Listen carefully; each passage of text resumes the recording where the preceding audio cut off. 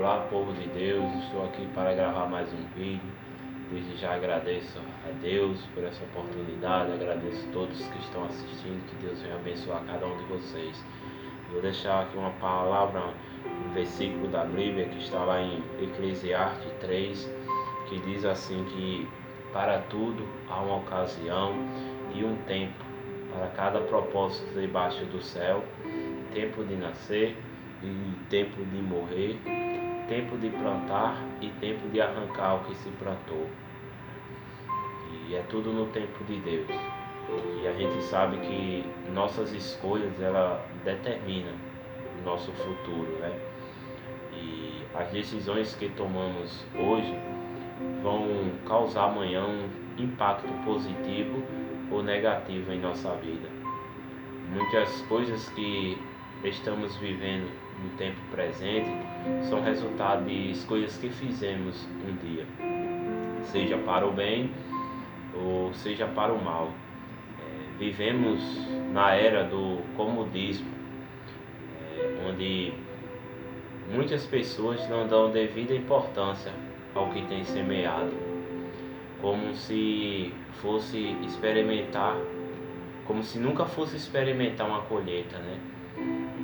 Mas a palavra de Deus diz que aquilo que o homem planta, certamente ele vai colher. Um dia ele colhe o que plantou, né? E nós não podemos mudar o nosso futuro, mas podemos escolher que tipo de sementes vamos plantar a partir de agora, para garantirmos uma colheita sadia amanhã. E aquele que semeia amor, ele com certeza ele vai colher amor. E se você semeia ódio, vingança, certamente também você vai colher ódio e vingança, né? E segundo os padrões bíblicos, com amor e correção, a gente verá uma geração abençoada e próspera, e com filhos tementes a Deus, né? E hoje é tempo da gente rever quais são as sementes que temos plantado. Talvez a maior parte dos problemas que você tem enfrentado seja fruto de semente e escolhas erradas que você fez.